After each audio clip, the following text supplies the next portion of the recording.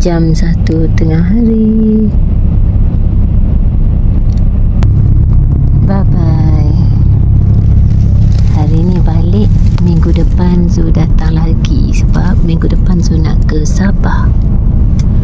Zu insyaAllah Zu ke KL ni Zu datang dengan bas hari Rabu malam Khamis. Lepas tu flight tu hari Khamis dekat KLIA tu.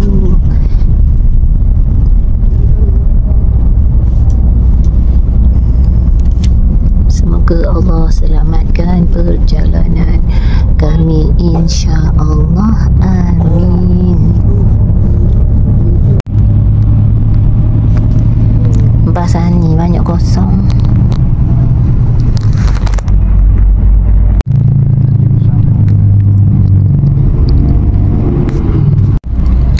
Masjid Usamah bin Zaid.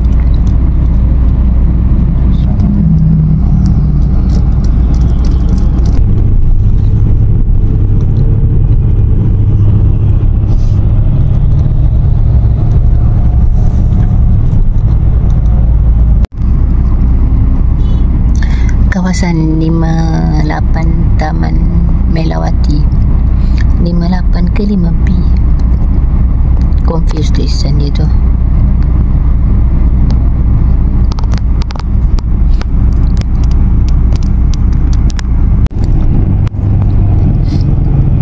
Singgah di stesen bas Gombak. Kita duduk suti bas ini. Ada penumpang agaknya kan. Bas ni singgah sini.